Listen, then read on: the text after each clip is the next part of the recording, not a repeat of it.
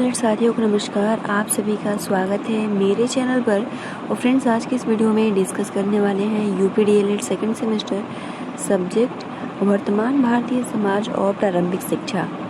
इस क्लास की जो टाइमिंग होती है सुबह के 8 बजे होती है। और फ्रेंड्स, आप सभी को हम बता दें कि हम बिल्कुल स्टार्ट से डिस्कस कर रहे हैं, जिसमें हम वर्तमान भारतीय समाज और प्रारंभिक शिक्षा के पार्ट 1, ठीक है, और पार्ट 2 बिल्कुल लेसन 1 चैप्टर वाइज आप सभी को हम प्रोवाइड कर रहे हैं। और एग्ज़ाम के आते आते पूरा आप सभी का चैप्टर जो है वो कवर हो जाएगा, ठीक है। तो अगर आप इस तरीके से प्रिपरेशन करते हो तो बहुत ही बेस्ट माना जाएगा। चलिए फ्रेंड्स, स्टार्ट करते हैं। हमने इसके प्रीवियस वाले वीडियोस में देखा था कि शिक्षा की संकल्पना का अर्थ क्या होता है, शिक्षा की जो उत्पत्ति हुई है वो कहाँ से हुई है, शिक्षा का संकुचित अर्थ क्या होता है, शिक्षा का व्यापक अर्थ क्या होता है, ठीक है, शिक्षा का वास्तविक अर्थ क्या होता है, शिक्षा के जो रूप हैं शिक्षा शास्त्रियों ने कितने दिए हैं।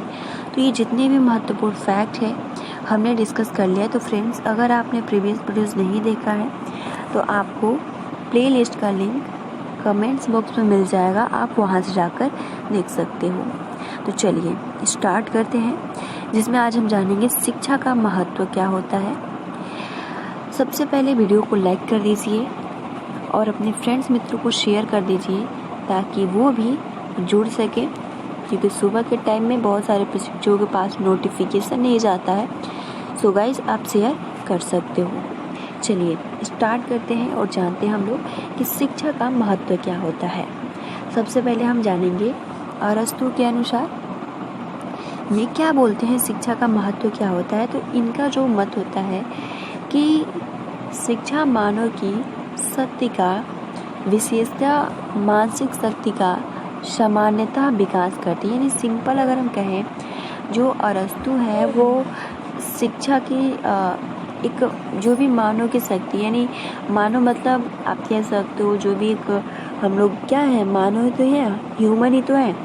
तो उस मानव की शक्ति का क्या करती है, मानसिक शक्ति जो भी होती है उसका सामान्यतः विकास करती है, जिससे वह परम सत्यम शिवम, ठीक है, सत्यम शिवम तथा सुंदरम का चिंतन करने योग्य बन सके।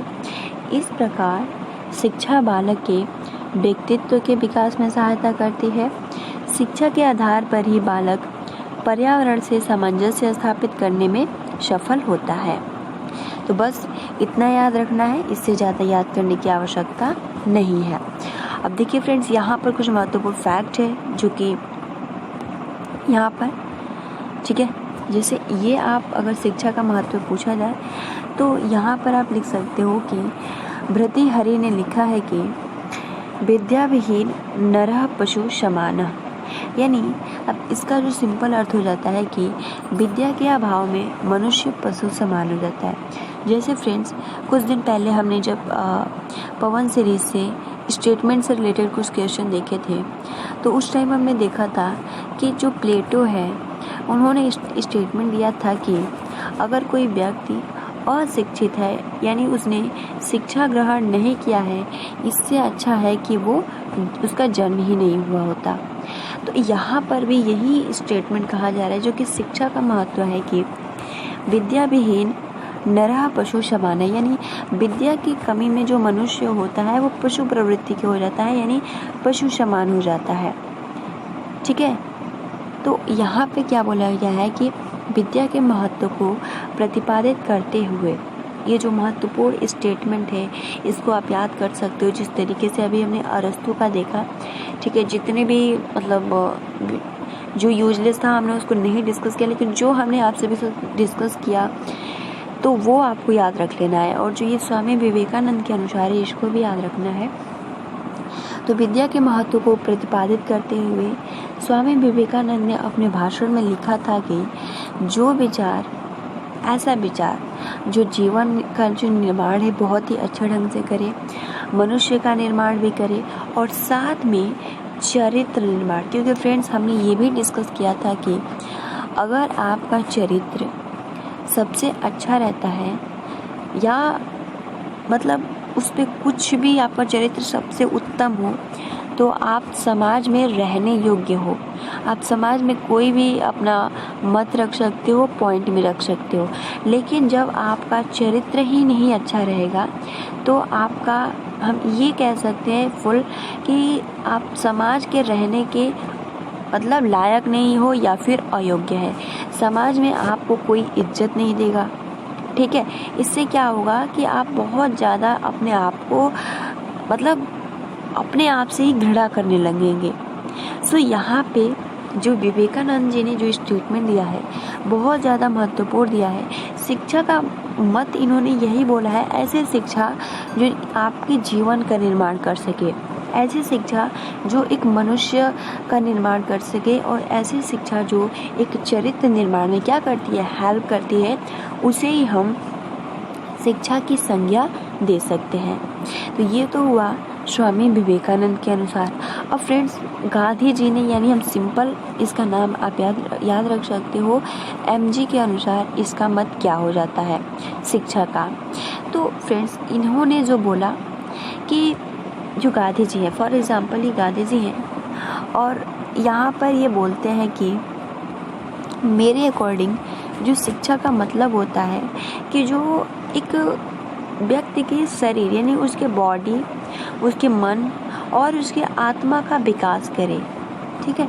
उसके बॉडी, उसके मन और उसके आत्मा को जब वो विकसित करती है, उसी को हम क्या बोलते हैं, शिक्षा बोलते हैं। उसी का महत्व यानी हमारे लिए इसीलिए शिक्षा का महत्व है। तो हमने दो तरीके से देखा, एक तो जो विवेकानंद जी है, ये फॉर एग्जांपल विवेकानंद जी हैं, और ये हमारे जो है यानी आप सिंपल वीएन या विवेकानंद, और ये जो आपके हैं वो गांधी जी हैं, ठीक है। तो ये एमजी, ये क्या बोलते हैं, विवेकानंद के अनुसार जो शिक्षा का महत्व हो जाता है, ये बोलते हैं कि हम शिक्षा का महत्व यही कह सकते हैं जिसके थ्रू एक व्यक्ति की चरित्र का निर्माण कर सके, उसके चरित्र के निर्माण में सहायक हो, मनुष्य का निर्माण कर सके और जीवन का निर्माण कर सके। तो इसलिए हम शिक्षा का महत्व मानते हैं। और जो एमजी है वो क्या बोलते हैं कि एक व्यक्ति के शरीर का विकास करे, उसके मन का विकास करे और उसकी आत्मा का विकास करे, तो इसलिए शिक्षा का महत्व होता है। तो दो टाइप्स हमने देखा, ठीक है, जिसके थ्रू आप बहुत ही आसानी के साथ याद कर सकते हो। और जो भर्तृहारी हैं, इनके अनुसार भी हरि है, इनके अनुसार आप लिख सकते हो कि विद्या विहीन नरः पशु समान, यानी विद्या के अभाव में मनुष्य जो होता है पशु के समान हो जाता है।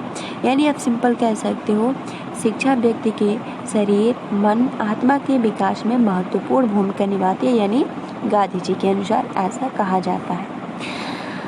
अब देखिए फ्रेंड्स, एडिसन ने भी अपना स्टेटमेंट रखा है, जो कि आप इसको भी याद कर सकते हो। एडिसन ने जो स्टेटमेंट रखा है कि संगमरमर के पत्थर के लिए, ठीक है, संगमरमर के पत्थर के लिए जो महत्व मूर्तिकार का है वही महत्व आत्मा के लिए है, उसी का आप कह सकते हो इतना ही ज़्यादा शिक्षा का महत्व है। या जिस तरीके से एक फॉर एग्जांपल इस स्टेटमेंट को अगर हम सिंपल लैंग्वेज में कहें तो जो संगमरमर के पत्थर के लिए, क्योंकि जो उसका महत्व कौन देता है, संगमरमर पत्थर का महत्व कौन देता है, मूर्तिकार के थ्रू तो ही उसको हम कुछ नया आकार दे सकते हैं, ठीक है। तो उसी प्रकार तभी हम महत्व आत्मा का, जब आपका आत्मा उत्तम रहेगा, किसके थ्रू, तो शिक्षा के थ्रू। तो आई होप कि आप बहुत ही क्लियरली समझ गए होंगे जो एडिसन ने स्टेटमेंट दिया है कि संगमरमर के पत्थर के लिए जो महत्व मूर्तिकार का होता है वही महत्व आत्मा के लिए, यानी अगर आपका आत्मा, मन, शरीर का बहुत ही अच्छे से विकास हुआ है तो वहाँ पर जिसका दायित्व जाता है वो शिक्षा का जाता है, इसी की रिस्पॉन्सिबिलिटी है। तो इसलिए एडिसन ने इस तरीके का अपना स्टेटमेंट दिया है। तो आई होप कि आप बहुत ही आसानी के साथ समझ गए होंगे कि जो एजुकेशन है इसका क्या इम्पोर्टेंस है एक ह्यूमन लाइफ के लिए।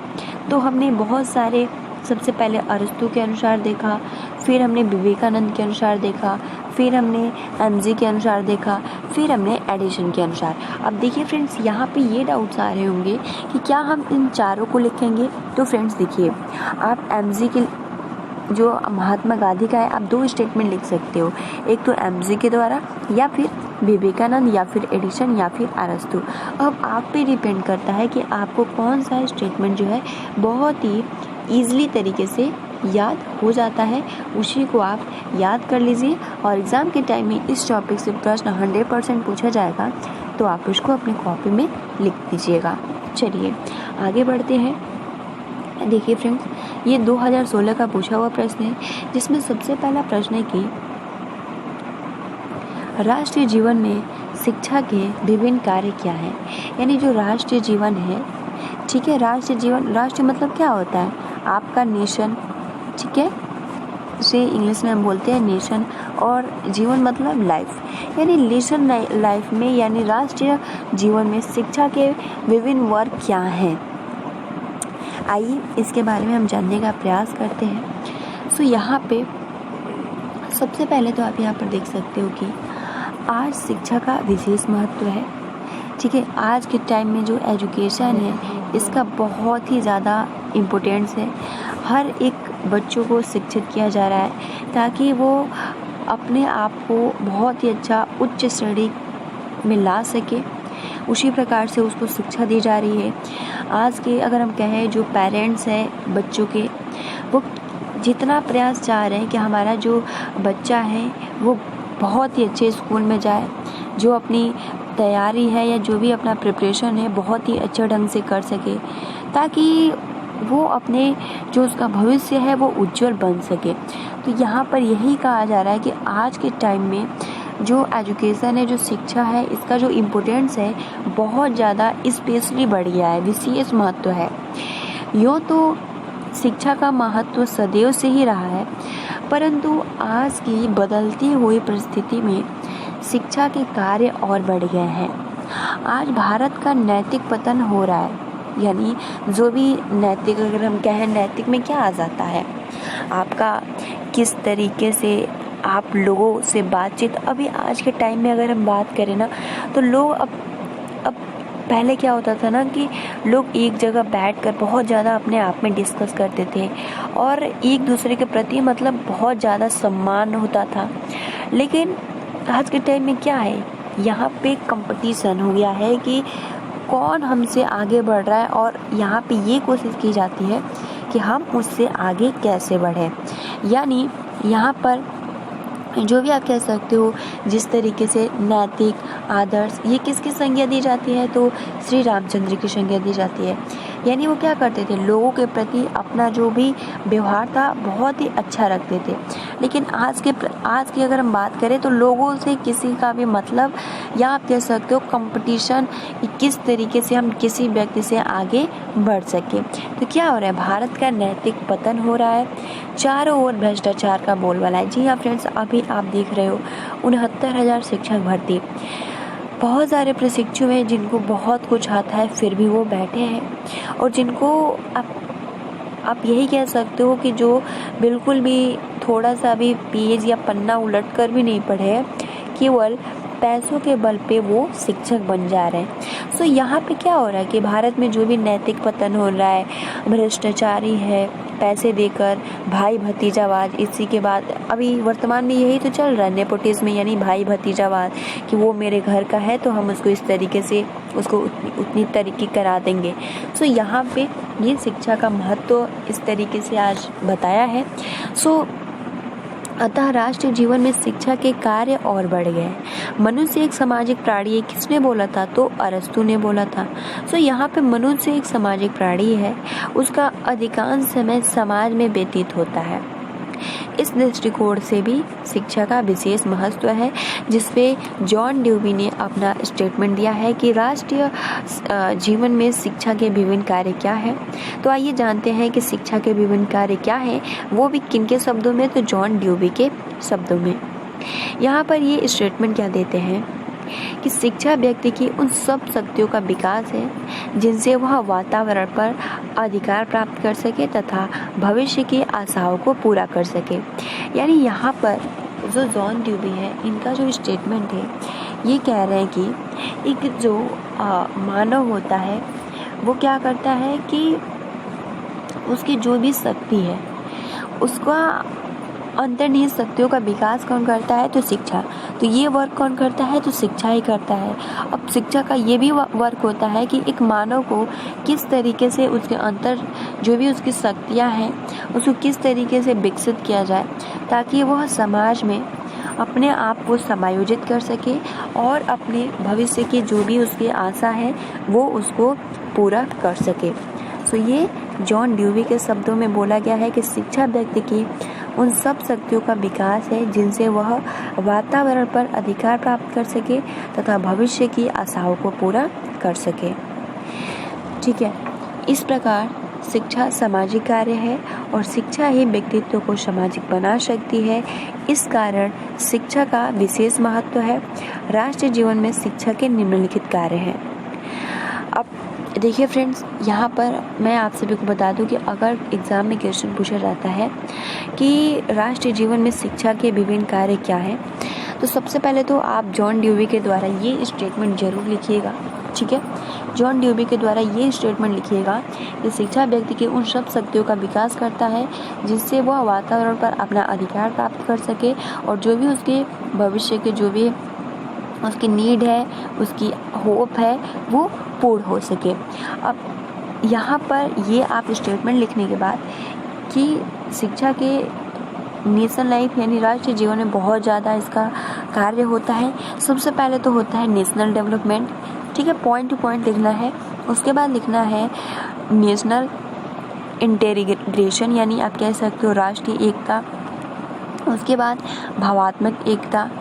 उसके बाद हो जाता है वो होता है सामाजिक कुशलता में वृद्धि।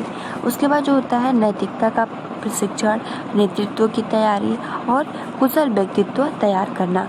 और लास्ट है इसमें सार्वजनिक हित को प्राथमिकता और सामाजिक सुधार व उन्नति। तो फ्रेंड्स, आप यहाँ पर देख सकते हो इतना ज़्यादा दिया है। अब इतना ज़्यादा याद करने से कोई भी, या आप कह सकते हो इतना ज़्यादा अगर आप पढ़ रहे हो तो कोई भी इसका नीड नहीं है। अब सिंपल ये याद रखो कि जो शिक्षा है इसका राष्ट्रीय जीवन में इसका क्या कार्य है। तो सबसे पहले तो क्या करता है, राष्ट्रीय विकास करता है। पहला पॉइंट आपका हो गया। उसके बाद हमने जाना राष्ट्रीय एकता यानी जो राष्ट्र की एकता है इसको बनाए रखता है। उसके बाद भावात्मक एकता, इमोशनल इंटीग्रेशन। ठीक है, यानी जो भी इमोशनल है इसके भी एकता यानी एक दूसरे के प्रति सहयोग करना। उसके बाद सामाजिक कुशलता में वृद्धि, प्रमोशन ऑफ सोशल इफिशियंसी यानी किस तरीके से आपका जो समाज है वो कुशलता की तरफ वृद्धि करे। ठीक है, उसके बाद नैतिकता का प्रशिक्षण यानी किस तरीके से एमजी के ठीक है, महात्मा गांधी के अनुसार कि शिक्षा से मेरा अभिप्राय उन सर्वश्रेष्ठ गुणों का प्रदर्शन है जो बालक तथा मनुष्य के शरीर, मस्तिष्क तथा आत्मा में विद्यमान है। उसके बाद नेतृत्व की तैयारी, प्रिपरेशन ऑफ लीडरशिप एंड सातवां कुशल व्यक्ति तैयार करना और आठवां सार्वजनिक हित को प्राथमिकता और नौवां सामाजिक सुधार व उन्नत करना। तो ये कुछ महत्वपूर्ण फैक्ट है जिसको आप याद कर सकते हो।